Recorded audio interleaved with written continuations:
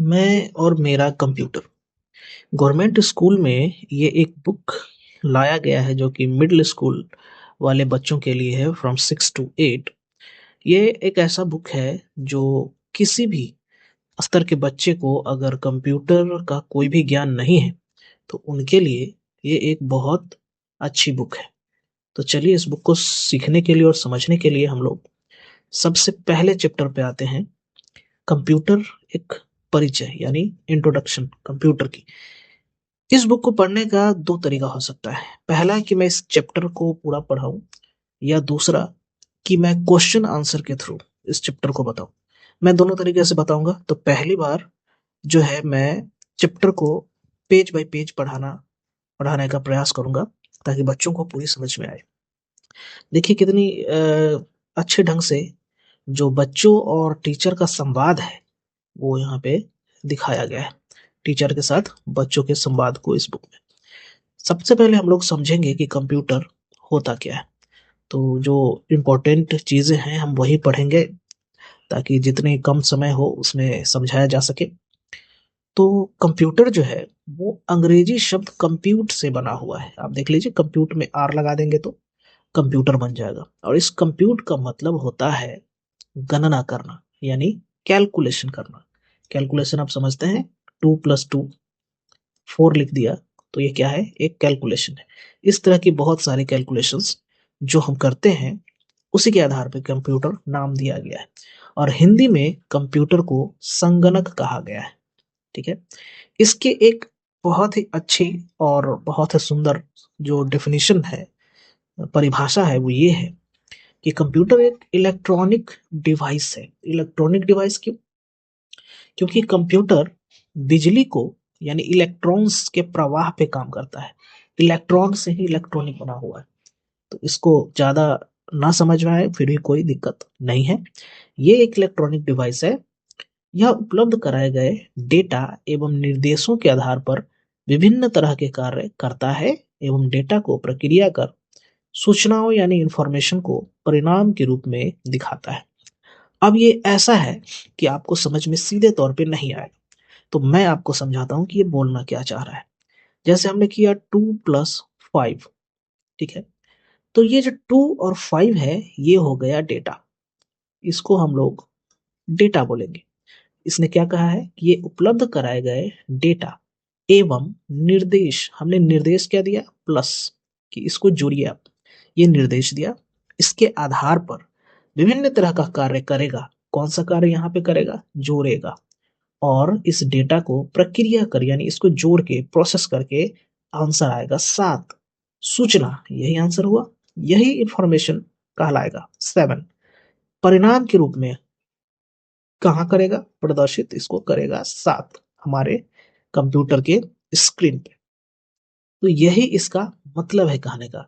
हमने डेटा लिया और उसका निर्देश जो था, कंप्यूटर ने वो निर्देश लिया और डेटा लिया, उसका परिणाम निकाला और उस परिणाम को हमारे कंप्यूटर के स्क्रीन पे शो कर दिया। ठीक है। तो अब देखते हैं कि डेटा क्या होता है। तो डेटा कुछ भी हो सकता है। सूचना, तथ्य या आंकड़ा का एक भंडार होता है। और यह सूचना मीनिंगफुल भी हो सकते हैं यानी व्यवस्थित भी हो सकते हैं, और अव्यवस्थित यानी जो मीनिंगफुल ना हो वो भी हो सकता है। कुछ भी एक डेटा हो सकता है। लेकिन इंफॉर्मेशन की जब हम लोग बात कहेंगे तो एक ऐसा डेटा जो प्रोसेस होने के बाद मीनिंगफुल बचता हो उसी को इंफॉर्मेशन बोला जाता है। ठीक है। यानी मीनिंगफुल डेटा को ही इंफॉर्मेशन हम लोग बोलेंगे। अब हम लोग देखते हैं कि ये आईसीटी क्या होता है। क्या होता है ICT? ICT information communication and technology. Information communication and technology, इसी को आईसीटी बोलते हैं। और ये सूचना को एक जगह से दूसरे जगह पहुंचाने का काम करता है। हमने अभी अभी इंफॉर्मेशन यानी सूचना को समझा है कि डेटा का जो सार्थक तरीका से दिखाना है यानी मीनिंगफुल डेटा है वही इंफॉर्मेशन कहलाता है। कम्युनिकेशन, दो लोगों के बीच बातचीत, जैसे हम लोग मोबाइल पे ही बात करते हैं आसपास में, जो सीधा एग्जांपल है कि फोन से दो लोग बात करते हैं, तो वही क्या हो गया, कम्युनिकेशन। दो लोगों के बीच बातचीत को कम्युनिकेशन बोलेंगे। टेक्नोलॉजी क्या होती है?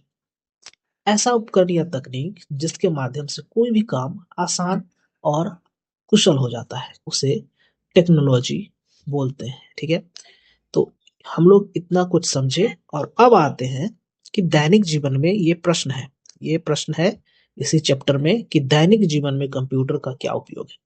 तो हम लोग कंप्यूटर का उपयोग स्कूल्स में भी देखते हैं, बैंक्स में भी देखते हैं। स्कूल में बच्चों का जो है रिकॉर्ड मेंटेन करने के लिए या फिर मार्क्स को चढ़ाने के लिए कंप्यूटर का उपयोग होता है। बैंक्स में जो खाता है ग्राहकों का, उसमें पैसे का लेन देन कितना निकाल लिया, कितना रखा, ये दिखाने के लिए कंप्यूटर का उपयोग होता है। ऑफिसेस में भी कंप्यूटर के उपयोग होते हैं, हॉस्पिटल्स में होते हैं, बिजनेस में होते हैं, जो हम लोग टिकट काटते हैं, ट्रेवल करते हैं, उसमें होते हैं। आप इन चीज़ों को एक बार पॉज़ करके खुद से आराम से पढ़ लें, तो बहुत अच्छे से समझ में आएगा। ठीक है? एंटरटेनमेंट में भी कंप्यूटर का उपयोग होता है, जैसे फ़िल्म देखने में, संगीत यानी गाना सुनने में, वीडियो गेम खेलने में, इन सब चीज़ों में कंप्यूटर का उपयोग अच्छी तरीक़ा से आप जानते हैं, ये बताने की उतनी ज़रूरत है नहीं। कम्युनिकेशन में भी कंप्यूटर का उपयोग होता है, जैसे ईमेल, चैटिंग, वीडियो कॉलिंग इत्यादि में। रिसर्च में भी कंप्यूटर का उपयोग होता है, जैसे अंतरिक्ष आदि क्षेत्रों में बिना कंप्यूटर के तो काम ही नहीं होगा। जो सैटेलाइट्स जाते हैं या फिर रॉकेट लॉन्च होते हैं, वो सब कंप्यूटर से ही कंट्रोल किए जाते हैं। आर्ट्स एंड स्पोर्ट्स, किसी भी तरह की ऑनलाइन खेल में, खेलों की जानकारी प्राप्त करने में और भी ग्राफिक्स वगैरह बहुत सारी चीज़ों में कंप्यूटर का इस्तेमाल होता है। आप इसे खुद से पढ़ें तो बहुत अच्छा समझ में आएगा। कंप्यूटर की विशेषताएँ, कंप्यूटर की विशेषताएँ ये भी बहुत अच्छी विशेषताओं में गिनती होती हैं और इस पे क्वेश्चन है, जो कि आपको आगे दिखेगा। विशेषताएँ में क्या है कि कंप्यूटर में स्पीड होती है, स्पीड बहुत ही तेज़ी से कार्य करता है। एक्यूरेसी होती है, यानी शुद्धता, बिना किसी गलती के अगर किसी इंसान को काम दे दिया जाए, तो गलती हो सकती है, लेकिन कंप्यूटर को अगर सही जानकारी दे दिया जाए और उसी जानकारी के आधार पे बोला जाए कि काम करके दिखाओ, तो बहुत ही कम संभावना है कि वो गलती करेंगी। स्टोरेज यानी भंडारण, इसमें एक मेमोरी होती है जो कि बहुत से डाटा को बहुत लंबे समय तक स्टोर कर सकती है। डिलिजेंस यानी परिश्रमशीलता, थकता नहीं है कंप्यूटर, कितना भी काम दे दीजिए आप, उसको बार-बार कर सकता है बिना थके हुए। मल्टीटास्किंग यानी एक से ज़्यादा कार्य एक बार में करेगा। जैसे आप कंप्यूटर में एक साथ गाना भी सुन सकते हैं, कोई काम भी कर सकते हैं, पीडीएफ से पढ़ भी सकते हैं, बहुत सारी चीज़ें आप कर सकते हैं। ठीक है? स्वचालन यानी ऑटोमेशन, यह दिए गए निर्देश को खुद से कार्य कर सकता है। ठीक है? आप निर्देश दे दीजिए और वो आपको वो काम करके देगा। तो इसी को ऑटोमेशन कहते हैं। और इस पे भी एक प्रश्न है कि आप कंप्यूटर के कैरेक्टरिस्टिक या फिर विशेषता बताएँ, तो उसमें ये सारी चीज़ें आपको लिखना पड़ेगा। आगे है कंपोनेंट ऑफ कंप्यूटर। कंप्यूटर कौन-कौन से कंपोनेंट से यानी भाग से मिलकर बना होता है, तो वो इस पेज में दिया गया है। ठीक है? तो कंप्यूटर में सबसे पहले होता है इनपुट डिवाइस, ये एक नंबर है इनपुट डिवाइस। दूसरा है सीपीयू, ठीक है? तीसरा है आउटपुट डिवाइस, और भी आगे है, लेकिन मेनली 3 चीज़ें ही हैं। इनपुट डिवाइस जिससे हम किसी भी चीज़ को कंप्यूटर में दे सकते हैं। जैसे अगर हमें 2 प्लस 8 लिखना हो, तो हमें कीबोर्ड का इस्तेमाल करना पड़ेगा। माउस का इस्तेमाल करना पड़ेगा अगर हमें कर्सर को यहाँ से वहाँ कहीं भी ले जाना हो। स्कैनर, जो हम लोग स्कैन करते हैं, ये भी एक इनपुट डिवाइस में गिनती होता है। ठीक है? आगे है सीपीयू। सीपीयू कंप्यूटर का ब्रेन कहा जाता है। ये जो है बहुत जीके में सभी लोग हम लोग पढ़े ही हुए हैं। कंप्यूटर के ब्रेन यानी मस्तिष्क सीपीयू को कहा जाता है। इसका पूरा नाम होता है central processing unit. Central processing unit, ये सीपीयू को बोला जाता है। इसमें 3 भाग होते हैं मेनली। पहला है मेमोरी यूनिट। सीपीयू के 3 भाग में पहला क्या है? मेमोरी यूनिट, दूसरा है एएलयू और तीसरा है कंट्रोल यूनिट। ठीक है? मेमोरी यूनिट में डाटा और निर्देश यानी इंफॉर्मेशन स्टोर होती है। ठीक है? मेमोरी में क्या चीज़ होती है? स्टोरेज का काम होता है। ALU arithmetic logical unit. आप ALU का पूरा नाम देख सकते हैं, ALU अरिथमेटिक लॉजिकल यूनिट।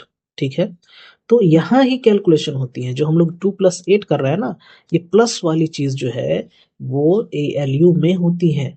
यानी किसी भी तरह का कैलकुलेशन, माइनस हो, डिवाइड हो, गुना हो, और भी कई तरह की चीजें ALU में होंगी। ठीक है, कंट्रोल यूनिट ये CPU के सारे हिस्सों को निर्देशित करती है कि कौन सा कार्य कब करना है। यानी कंट्रोल यूनिट ही है जो सभी को कंट्रोल करती है, सारी जानकारी को, कोई काम जो दिया गया है वो सही से हो रहा है कि नहीं, ये सारा निर्देशित करने का काम कंट्रोल यूनिट का होता है। और तीसरा जो है आउटपुट डिवाइस, इसका काम है कि जो भी गणनाएं या जो भी प्रोसेस होके रिजल्ट आया है उसको प्रदर्शित कर देना। कहाँ? मॉनिटर पर, CPU के मॉनिटर पर। और प्रिंटर, हमें प्रिंट करने के लिए प्रिंटर का इस्तेमाल किया जाता है। हम सभी लोग देखते हैं हमारे आसपास दुकानों में प्रिंटर है जहां से हम लोग फोटो कॉपी वगैरह कर सकते हैं, वो भी आउटपुट डिवाइस में गिनती होता है। और कंप्यूटर के हिसाब से मॉनिटर, जैसे यहाँ आपको दिया गया है, आप देख लीजिए, एक है मॉनिटर और ये है प्रिंटर। इन दोनों को आउटपुट डिवाइस में गिनते हैं हम लोग। ये है सिस्टम यूनिट, इसी के अंदर CPU होता है। ठीक है, इसके अंदर CPU होता है, मदरबोर्ड होता है, रैम होता है ना, और रोम होते हैं, सारी चीजें इसके अंदर होती हैं। ये है मास स्टोरेज डिवाइस जो कि मेमोरी यूनिट कहा जाता है, ये होता है।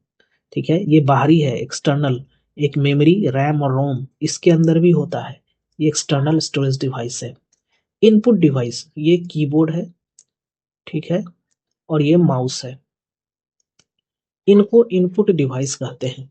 किसी भी कंप्यूटर में अगर जानकारी कुछ देना है तो वो इन्हीं के थ्रू, इनपुट डिवाइस के थ्रू दिया जाता है, और अगर कुछ देखना है जानकारी तो ये इनके थ्रू देखा जाता है। ठीक है, जिसे मॉनिटर बोलते हैं। चलिए ठीक है, अब हम लोग आगे बढ़े और कंप्यूटर के प्रकार के बारे में समझते हैं कि कंप्यूटर कितने प्रकार के होते हैं। तो मुख्यतः 3 तरह के होते हैं कंप्यूटर। पहला जो डेस्कटॉप होता है, बड़ा सा डब्बा वाला जिसका ये पूरा सामान है डेस्कटॉप का। लैपटॉप होता है जो कि हमारे आसपास हम देखते हैं, छोटा सा पतला सा लैपटॉप। तीसरा है टैबलेट या स्मार्टफोन। टैबलेट या स्मार्टफोन ये हम अपने हथेली पे रख के इस्तेमाल कर सकते हैं। सभी को पता है कि स्मार्टफोन क्या होता है, सभी के घर घर में भी होगा, वो भी एक कंप्यूटर ही है। अब हम लोग कंप्यूटर की वर्किंग देखते हैं कि कंप्यूटर काम कैसे करता है। ये भी प्रश्न है कि कंप्यूटर के कार्यप्रणाली को दर्शाइए या वर्किंग ऑफ कंप्यूटर को आप बताइए। तो जो मैंने अभी एग्जाम्पल दिया 2+3 या 2+8 वाला, वो यही है। अब हम इसे आप एक बार खुद से पढ़ सकते हैं। इस वर्किंग को समझने के लिए एक ये दिया गया है स्टेप, इनपुट, इसका पूरा नाम है IPOS, ये शॉर्टकट है। और इसको हम लोग पहला इनपुट, प्रोसेस, आउटपुट और ये स्टोरेज कहते हैं। जैसे हमने इनपुट में दिया 2+3, इनपुट में दिया, ये हमने कीबोर्ड से डाला। 2+3 किस चीज से डाला? कीबोर्ड से। ठीक है, और इसका प्रोसेस किया जाएगा यहाँ पे CPU में जाके। प्रोसेस होगा, क्या होगा प्रोसेस में, कि इसको जोड़ेंगे, हम लोग जोड़ेंगे, और जो आंसर आएगा प्रोसेस करके उसको स्टोर भी कर लिया जाएगा। आंसर क्या आएगा? 5। इसको स्टोर भी कर लिया जाएगा और साथ में आउटपुट स्क्रीन पे भी भेज दिया जाएगा, जहां पे हमें देखने को मिलेगा कि इसका आंसर क्या है? 5। हमने जोड़ दिया था और उसका आंसर 5 आ गया। तो ये है कार्यप्रणाली कंप्यूटर की। ठीक है, आगे की चीज हम लोग आगे की वीडियो में देखेंगे।